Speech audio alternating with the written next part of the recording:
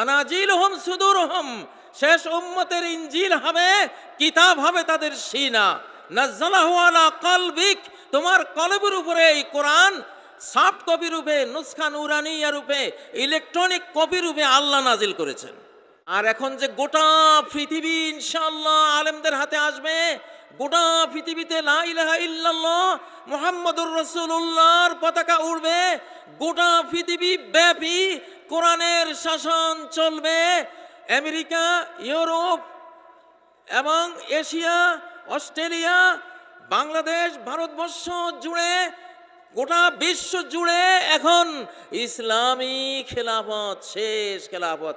সুম্মা তাকুনু খিলাফাতান আলা মিনহাজিন নবুওয়া, নবুয়ত স্টাইলের রহমতে ভরা, বরকতে ভরা, মানব কল্যাণে ভরা ইসলামী খিলাফত এখন দোরগোড়ায় ইনশাআল্লাহ। আমরা প্রত্যেকেই জীবন দিয়ে, সম্পদ দিয়ে, সব কিছু বিলীন করে দিয়ে ওই খেলাফতের এক একজন সৈনিক রূপে ডাক আসলে ময়দানে ঝাঁপিয়ে পড়ব ইনশাআল্লাহ। এখন সূরা কুরাইশ আসতেছে, সূরা কুরাইশের আগে সূরা ফিল আসবে। সূরা কুরাইশ আসতেছে, তার আগে কি আসবে? সূরা ফিল আসবে। ফিলের মধ্যে কি? ধ্বংস। ফিলের মধ্যে কি? ফাজালাহুম কাসফিম মাকুল, চর্বিত ঘাসের মতো ৬০,০০০ বাহিনীকে নাস্তানাবুদ করে দিয়েছেন কে? আল্লাহ। রাসূল মুহাম্মদ সাল্লাল্লাহু আলাইহি সাল্লাম জীবন্ত কোরআন ছিলেন কিনা? তিনি কি ছিলেন? আমাদের কোরআনের কপি, এটা হলো হার্ড কপি।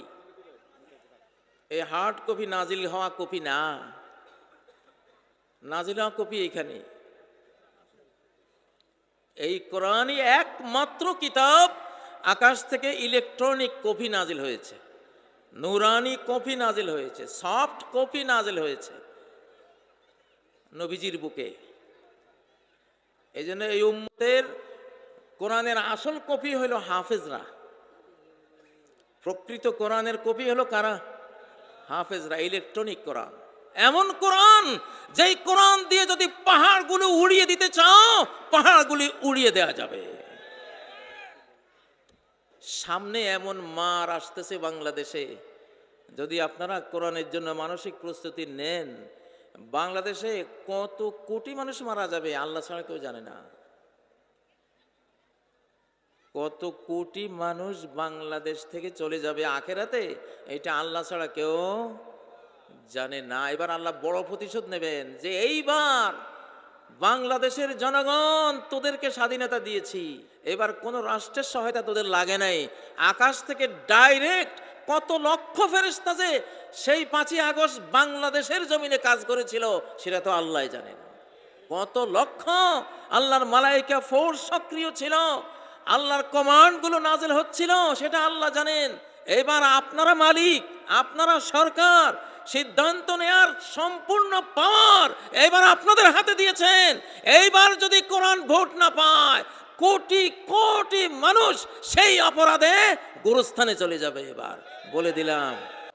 সম্মানিত সুধী নেতৃবৃন্দ, সম্মুখে সমবেত অগ্নিঝরা, অকুত ভয় রয়্যাল বেঙ্গল টাইগার নরসিংদীর সম্মানিত লড়াকু মুসলিম ভাইয়েরা, আসসালামু আলাইকুম রহমতুল্লাহি ওয়া বারাকাতুহু। আমার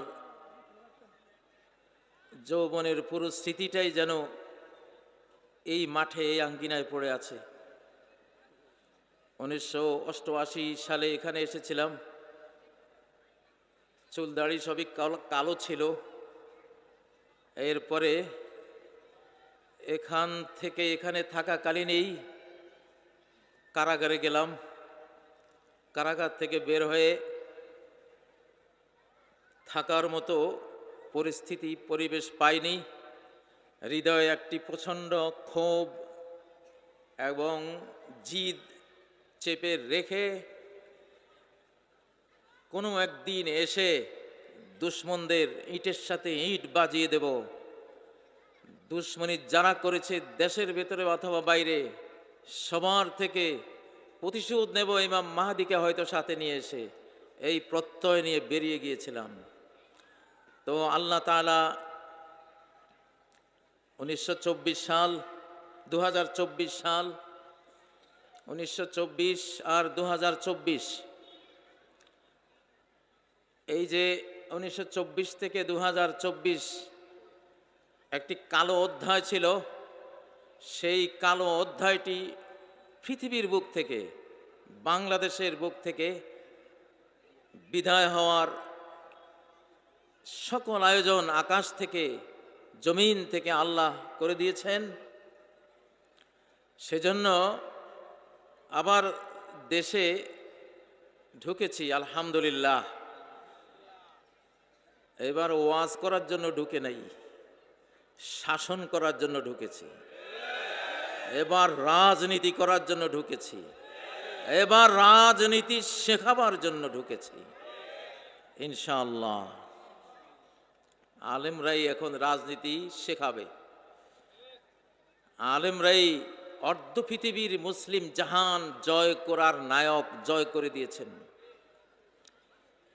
সাহাবায়ে কেরাম অর্ধ পৃথিবী জয় করে দিয়েছেন। তারা সব ওলামা, সব কি ওলামা। জালিমের শাসন শেষ, আলিমের শাসন শুরু হবে। জালিমের শাসন শেষ, আলিমের শাসন শুরু হবে। কারো এখানে মনক্ষুণ্ণ হওয়ার কিছু নেই। যেই কোনো মুসলিমই তিনি এলেম চর্চা করে আলেম হয়ে যেতে পারেন। কোরআন হাদিস চর্চা করে তিনি আলেম জ্ঞানী হয়ে যেতে পারেন। 2024-এ সব কিছু পাল্টে গেছে।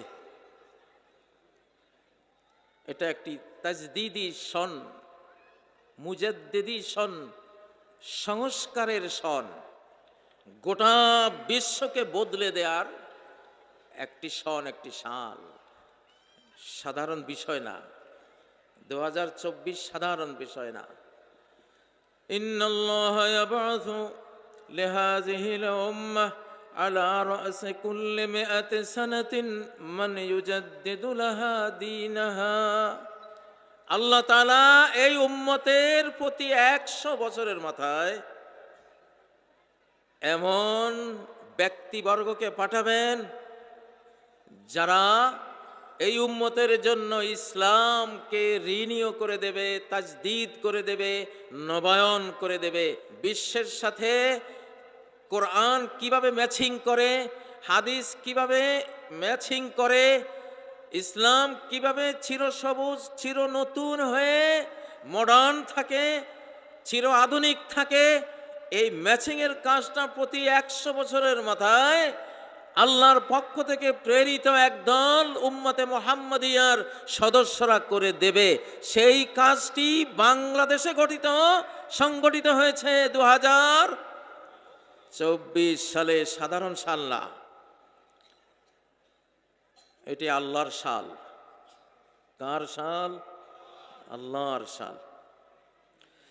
وأرسل عليهم طيرا أبابيل।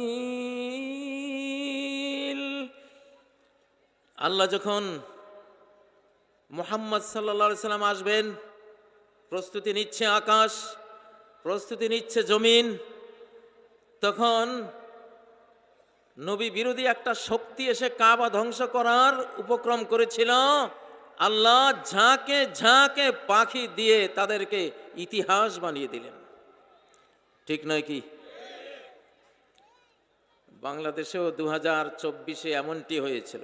এক বিশাল আব্রাহা বাহিনী, হস্তি বাহিনী, অত্যাধুনিক সকল মারণাস্ত্র নিয়ে রাষ্ট্রকে দুর্বৃত্ত বানিয়ে, সমস্ত রাষ্ট্রীয় বাহিনীগুলোকে খুনি বাহিনী বানিয়ে, রাষ্ট্রের যেসব অস্ত্র শস্ত্র রাষ্ট্র রক্ষার জন্য বহিঃশত্রুদের বিরুদ্ধে লড়াইয়ের উদ্দেশ্যে কেনা হয়েছে, সেসব অস্ত্রের ব্যারেল ঘুরিয়ে দিয়েছিল এই দেশের বাংলাদেশের দামাল ছেলেদের বুকের দিকে, ঠিক নয় কি? সেই আব্রাহা বাহিনী, হস্তি বাহিনী, আমরা দেখলাম 1450 বছর পরে আরেক হস্তি বাহিনীর পতন কিভাবে হয়েছে এই বাংলাদেশের বুকে। আলহামদুলিল্লাহ আমরা দেখেছি তো। প্রিয় ভাইয়েরা,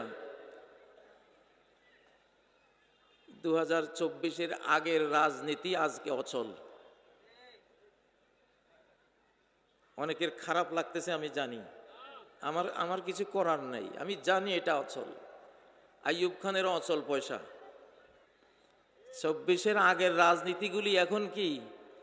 আইয়ুব খানের অচল পয়সা, চলবে না। তাজদিদ যখন আল্লাহ করেন, নবায়ন যখন করেন, আগেরগুলি সব রহিত হয়ে যায়। তাজদিদি সাল কেমনে?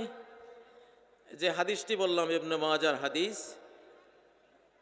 100 বছর ইসলামের কোনো বিধান, ইসলামের কোনো সংবিধান, ইসলামের কোনো বাহু, কোনো অঙ্গ, কোনো বিভাগ সর্বোচ্চ 100 বছর গায়েব থাকতে পারে। 100 বছরের মাথায় আবার জেগে উঠবে। তুরস্কের ইসলামী খেলাফত, কোরআনিক খেলাফত, সুলতান সুলেমানদের গড়া তুরস্কের যে ইসলামী খেলাফত 720 বছর মুসলিম জাহানকে নেতৃত্ব দিয়েছিল, সেটির পতন হয়েছিল 1924 সাল। 1924 সাল, 24 থেকে 2024, 100 বছর হয় কি না? হয়।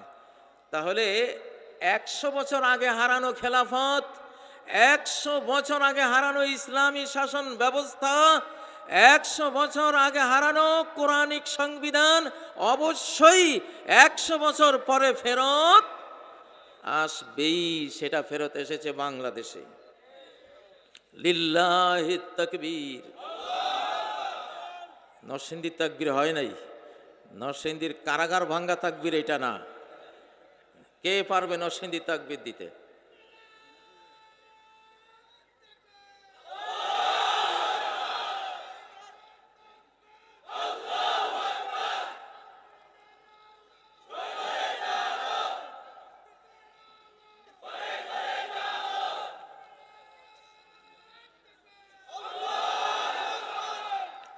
প্রিয় ভাইরা, নতুন বাংলাদেশ, নতুন স্বাধীন বাংলাদেশ, এই নতুন স্বাধীন বাংলাদেশকে কন্ট্রোল করা এইটা যেন তেন বিষয় না, অনেক জটিল, অনেক কুটিল বিষয়। সরাসরি আমি জানি, কোরআন থেকে জানি, হাদিস থেকে জানি, আমাদের এই যুগটি সরাসরি আল্লাহর নিয়ন্ত্রণের যুগ, আল্লাহর কন্ট্রোলের যুগ, আল্লাহর সরাসরি নির্বাহী ক্ষমতার প্রয়োগের যুগ। এক্সিকিউটিভ পাওয়ার সরাসরি এখন এই জমিনে বাস্তবায়ন করছেন, করতে থাকবেন সরাসরি রব্বুল আলামিন নিজে। ও ভাইরা, কারণ যখন নূহ আলাইহিস সালাম জাহাজ তৈরি করলেন, ওই সময় থেকে সময়টা আল্লাহ তার নিয়ন্ত্রণে নিয়েছিলেন। জাহাজে ইমানদারদেরকে তুলে নিয়েছিলেন, বেঈমানদেরকে মহাপ্লাবন দিয়ে ডুবিয়ে দিয়েছিলেন, ঠিক নয় কি? ওই ডুবানোর কাজটা কি নূহ আলাইহিস সালাম করেছিলেন? ইমানদাররা করেছিল? কে করেছিল? সরাসরি আল্লাহ। নমরুদকে পঙ্গু মশা দিয়ে, বিশ্ব শক্তি নমরুদকে শক্তিহীন একটি মশা দিয়ে বিদায় করার কাজটি কে করেছিলেন? সরাসরি কে করেছিলেন? আল্লাহ। ফেরাউনকে সাগরে ডুবিয়ে লক্ষ লক্ষ আর্মি বাহিনী সহ নিপাত করার কাজটি সরাসরি কে করেছিলেন? আল্লাহ করেছিলেন।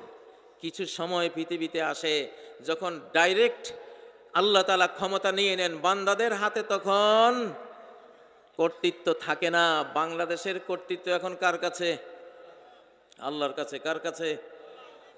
আল্লাহর কাছে। ও ভাইয়েরা, এই মানচিত্র তো কোরআনের মানচিত্র। কিসের মানচিত্র? কোরআনের মানচিত্র। এবার কোরআন আসবেই, এবার কোরআন আসবেই। একটি বক্তৃতা করেছিলাম জেলে যাওয়ার আগে, যে একজন ইউসুফের ঘ্রাণ পাচ্ছি, ঠিক নয় কি? সেই ইউসুফ এখন মাঠে আছে, কাজ করছে, কেউ চিনে না আল্লাহ ছাড়া, আর আমরা দু চারজনে চিনি। ওই ইউসুফের নেতৃত্বেই 2024-এর এই আন্দোলন অকল্পনীয়ভাবে, অজানাভাবে, দৃষ্টির অন্তরালে থেকে সাকসেসফুল হয়েছে। যুবকরা জীবন দিয়েছে, তরুণরা জীবন দিয়েছে, এই দেশের সর্বস্তরের জনগণ জীবন দিয়েছে, কিন্তু সাইক্লোনের যে চোখটা ছিল, ছোট্ট চোখটা, যে প্রচন্ড দুর্নিবার গতিতে সেই সাইক্লোনটা তৈরি করেছিল, সেই ইউসুফটা সেদিন মাঠে ছিল, আমি জানি। কারো কিচ্ছু করার ক্ষমতা নাই।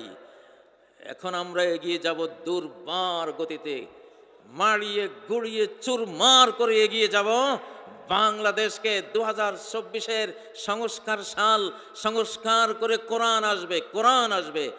কোরআনের ক্ষমতা কি জানেন? ওয়ালাউ আন্না কুরআনান সুইরাত বিহিল জিবাল, এমন কোরআন, যেই কোরআন দিয়ে যদি পাহাড়গুলো উড়িয়ে দিতে চাও, পাহাড়গুলি উড়িয়ে দেওয়া যাবে। রাসূল মুহাম্মদ সাল্লাল্লাহু আলাইহি সাল্লাম জীবন্ত কোরআন ছিলেন কিনা? তিনি কি ছিলেন? আমাদের কোরআনের কপি, এটা হলো হার্ড কপি। এই হার্ড কপি নাজিল হওয়া কপি না, নাজিল হওয়া কপি এখানে। এই কোরআনই একমাত্র কিতাব, আকাশ থেকে ইলেকট্রনিক কপি নাজিল হয়েছে, নুরানি কপি নাজিল হয়েছে, সফট কপি নাজিল হয়েছে নবীজির বুকে। এই জন্য এই উম্মতের কোরআনের আসল কপি হলো হাফেজরা, প্রকৃত কোরআনের কপি হলো কারা? হাফেজরা। ইলেকট্রনিক কোরআন, ইলেকট্রনিক কোরআন, ইলেকট্রনিক কোরআন থেকে এই কোরআন লেখা হয়েছে। নবীজির বুকে আসা কোরআন থেকে এই কোরআন লেখা হয়েছে। এটাও কোরআন, এটাও কোরআন, বাট এটা আকাশ থেকে এই অবস্থায় নাজিল হয়নি, এটা সফট আকারে নবীর সিনায় নাজিল হয়েছে। ফি সুদুরিল্লাযীনা উতুল ইলম, এটা হলো জ্ঞানীদের সিনায় সংরক্ষিত কিতাব। আনাজিলহুম সুদুরহুম, শেষ উম্মতের ইনজিল হবে, কিতাব হবে তাদের সিনা। নাজ্জালাহু আলা কলবিক, তোমার কলবের উপরে এই কোরআন সফট কপি রূপে, নুসখা নুরানিয়া রূপে, ইলেকট্রনিক কপি রূপে আল্লাহ নাজিল করেছেন। কে নাজিল করেছেন? এই জন্য আপনার ঘরে একটা হাফেজ ছেলে থাকা মানে এক কপি কোরআন আপনার ঘরে আছে। আল্লাহু আকবার। বাংলাদেশে 25 লক্ষ কপি কোরআন আছে, ইলেকট্রনিক কপি, 25 লক্ষ হাফেজ, 25 লক্ষ হাফেজ, জীবন্ত কোরআন। সূরা তালাকের 10 নম্বর 11 নম্বর আয়াত ক্লিয়ার করে দিয়েছেন, قد أنزل الله إليكم ذكرا رسولا, আল্লাহ তোমাদের প্রতি একটা জিকির, একটি কোরআন স্মরণিকা নাজিল করেছেন। সেই জিকিরটা কি? রাসূলা, রাসূল নিজে। আল্লাহু আকবার। মূল কোরআনের কপি কে? রাসূল নিজে। এই জন্য যখন চাঁদের দিকে শুধু ইশারা দিয়েছিলেন, 2 ভাগ হয়ে গেছে কিনা? 2 ভাগ হয়েছে।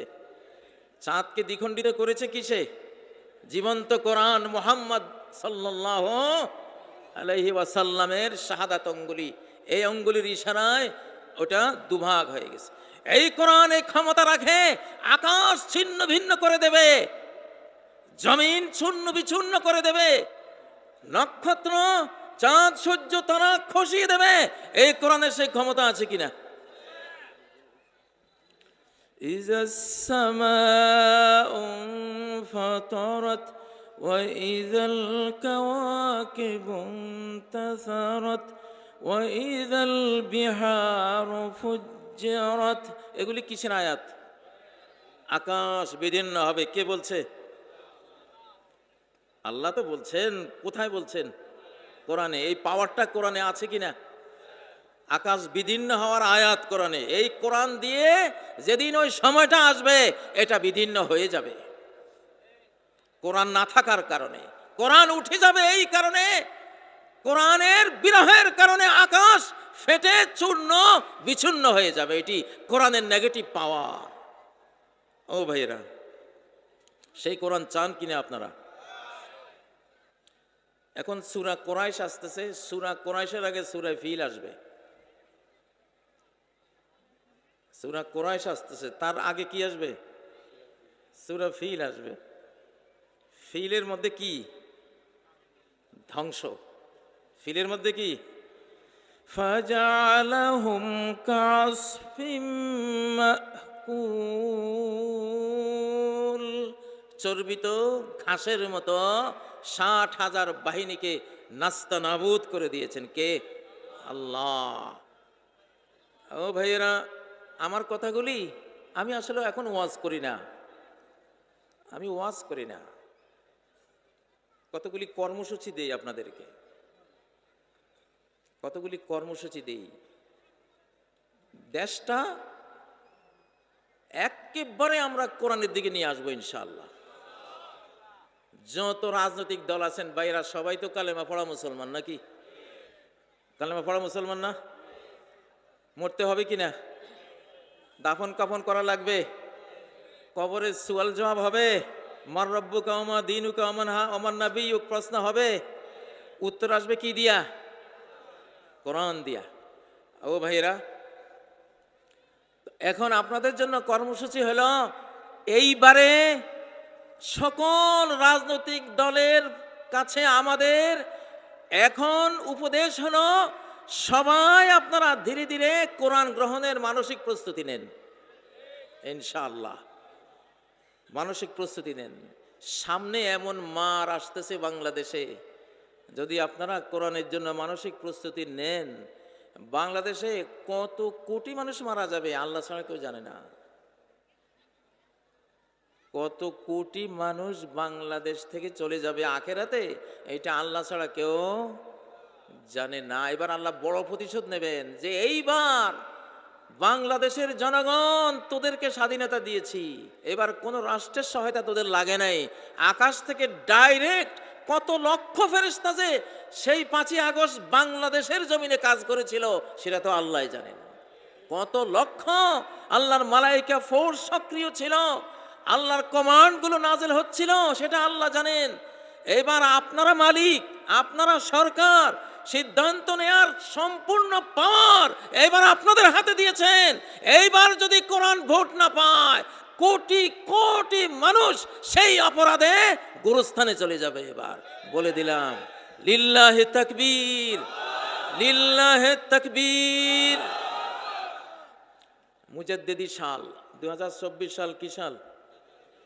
তাজদিদি সাল, সংস্কারের সাল। সংস্কার করেন, সব সংস্কার করেন, নিজেকে সংস্কার করেন যে আল্লাহ তোমার রাজনীতি ছাড়া কারো রাজনীতি আর করব না, আল্লাহর রাজনীতি ছাড়া কারো রাজনীতি করব না। ও ভাইয়েরা, আলা লাহুল খালকু ওয়াল আমর, সৃষ্টি যার, আইন তার, সৃষ্টি যার, আইন তার। এই বাংলাদেশ জয় করেছিলেন ইখতিয়ার উদ্দিন, মৌলানা ইখতিয়ার উদ্দিন মোহাম্মদ বখতিয়ার খিলজি মৌলানা ছিলেন।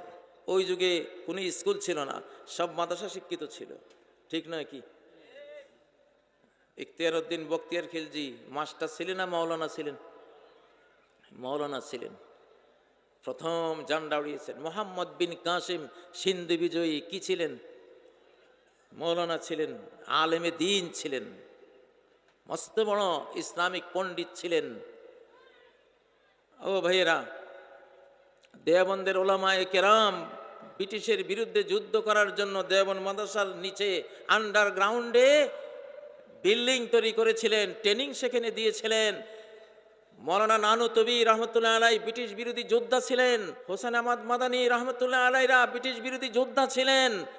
মাহমুদুল হাসান দেওবন্দি রহমতুল্লাহ আলাই ব্রিটিশ বিরোধী যোদ্ধা ছিলেন। ইমদাদুল হক মুহাজিরে মক্কি রহিমাহুল্লাহ ব্রিটিশ বিরোধী যোদ্ধা ছিলেন। হাফেজ জামিন ব্রিটিশ বিরোধী যোদ্ধা ছিলেন। নোয়াখালীর মৌলানা ইমামউদ্দিন রহমতুল্লাহ আলাই ব্রিটিশ বিরোধী যোদ্ধা ছিলেন। 55,000 আলেম গাছে গাছে এই ভারতবর্ষে ফাঁসিতে ঝুলেছিল ব্রিটিশদের দ্বারা। একমাত্র অপরাধ কি ছিল? স্বাধীনতার দাবি।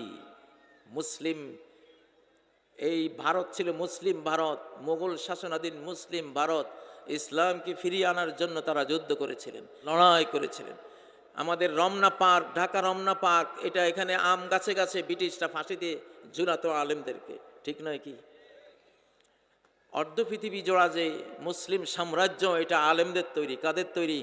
আর এখন যে গোটা পৃথিবী ইনশাআল্লাহ আলেমদের হাতে আসবে, গোটা পৃথিবীতে লা ইলাহা ইল্লাল্লাহ মুহাম্মাদুর রাসূলুল্লাহর পতাকা উড়বে, গোটা পৃথিবী ব্যাপী কোরআনের শাসন চলবে। আমেরিকা, ইউরোপ এবং এশিয়া, অস্ট্রেলিয়া, বাংলাদেশ, ভারতবর্ষ জুড়ে, গোটা বিশ্ব জুড়ে এখন ইসলামী খেলাফত, শেষ খেলাফত। সুম্মা তাকুনু খিলাফাতান আলা মিনহাজিন নবুওয়া, নবুয়ত স্টাইলের রহমতে ভরা, বরকতে ভরা, মানব কল্যাণে ভরা ইসলামী খিলাফত এখন দোরগোড়ায় ইনশাআল্লাহ।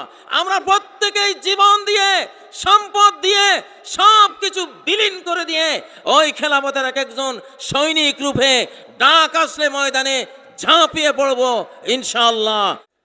47-এ কোরআনের জন্য দেশ নিয়ে কোরআন আনতে পারি নাই। আল্লাহ তাআলা কোরআনওয়ালাদেরকে শেষবার ফেরত দিয়েছেন দেশটা, ঠিক নয় কি? এখন এই গাবগাছতলে স্বদেশ আন্দোলনের সৈনিকরা ব্রিটিশ সৈনিকদের সাথে যুদ্ধ করেছিল এই গাবগাছের নিচে। এই আমার মনে হয় 400 বছর পুরানো গাবগাছ। এখানে বাংলার শারদুলেরা, এটা তখন জঙ্গল ছিল। এখানে সন্ধ্যা অর্থাৎ আসরের পর থেকে এই রাস্তা দিয়ে কেউ হাঁটতো না, এতটা ঘন জঙ্গলে ভরা ছিল। স্বদেশ আন্দোলনের সৈনিকরা এখানে আশ্রয় নিয়েছিল। এইখানে এই গাবগাছ তলে ব্রিটিশ সৈনিকদের সাথে যুদ্ধ হয়েছে। আমার একটা অভিলাষ, এই মাদ্রাসা আগামী মুক্তিযুদ্ধের একটি প্রধানতম ঘাঁটি হবে ইনশাআল্লাহ। নরসিংদীর মানুষেরা খুব উজ্জীবনী শক্তি সম্পন্ন, এটা ইবনে বতুতা লিখে গেছেন। এই এলাকার মানুষ, রায়পুরার মানুষ টেঁটা যেভাবে মারে, টেঁটা আমি তো দেখে গেছি 30 বছর। আল্লাহু আকবার। এই এলাকার মানুষের যেই সাহস, সারা বাংলাদেশে কোনো জেলখানায় এই দুর্গতি হয় নাই, নরসিংদী জেলখানায় যে দুর্গতি হয়েছে, যে ইতিহাস তৈরি হয়েছে। লাথিমার ভাঙরে তালা, যত সব বন্দিশালায় আগুন জ্বালা, আগুন জ্বালা, নাকি কারারই লৌহ কপাট ভেঙ্গে ফেল, কররে লোফাট রক্ত জমাট, শিকল পূজার পাষাণ বেদী, নাকি? ঠিক আছে নরসিংদীর মানুষ, নরসিংদীর মানুষ। অহংকার আল্লাহর কাছে ঘৃণিত, অহংকারের হাঁটা আল্লাহ সহ্য করেন না। এক লোক অহংকার বসে হাঁটতেছিল, আল্লাহ জমিনে তলিয়ে দিয়েছেন। কিন্তু রণাঙ্গনে যুদ্ধের পরিস্থিতিতে অহংকারের হাঁটা আল্লাহর কাছে অন্যতম প্রিয়তম একটা হাঁটা। অহংকার, বীরত্ব দেখাবা, আল্লাহ তাআলা বীরত্বকে পছন্দ করে। নরসিংদীর মানুষের সে বীরত্ব আছে। এখানে আবুল কালাম আছে, জেলের পোড় খাওয়া আবুল কালাম, হাজারো লাখো আবুল কালাম আমরা তৈরি করে দিয়ে গেছি। আবুল কালাম বসে আছে, আমারই ছাত্র। তো এই জামিয়া কাসিমিয়া থেকে একটা অগ্নি স্ফুলিঙ্গ উঠবে, সারা পৃথিবী দেখবে ইনশাআল্লাহ।